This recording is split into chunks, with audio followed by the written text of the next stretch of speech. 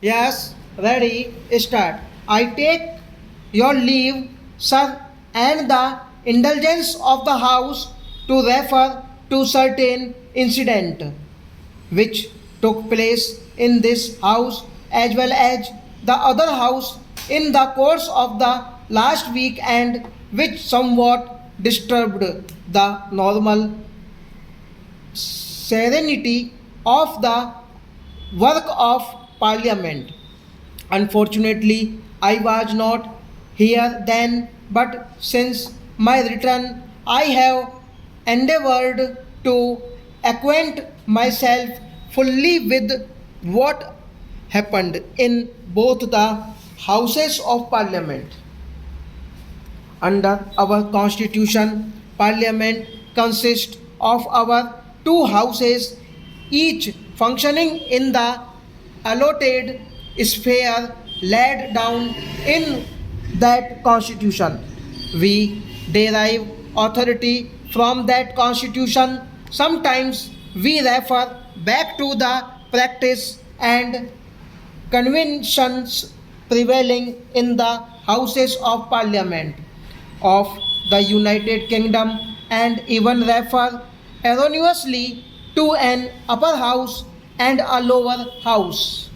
I do not think that is correct, nor is it helpful always to refer back to the procedure of the British Parliament, which has grown up in the course of several hundreds years and as a result of conflicts originally with the authority of the king and later between the commons and the lords. We have no such history behind us, though in making our constitution we have profited by the experience of others. Our guide must therefore be our own constitution, which has clearly specified the functions of the House of the People and the Council of States.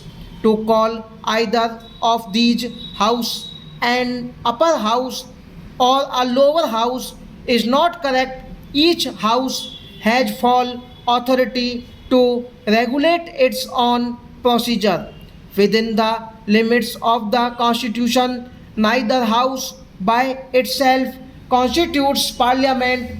It is the two houses together that make the parliament. It is the two houses together that make the parliament of India.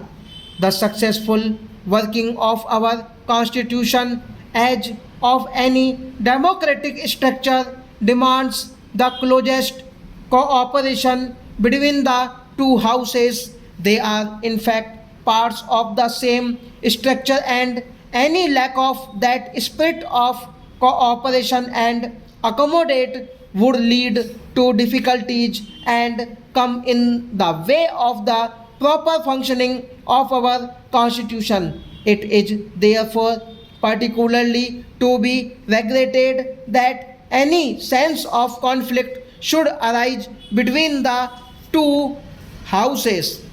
For those who are interested in the success of the great experiment in nation building that we have embarked upon, it is a paramount duty to bring about this close cooperation where each other there can be no constitutional differences between the two houses as the final authority is the constitution stop.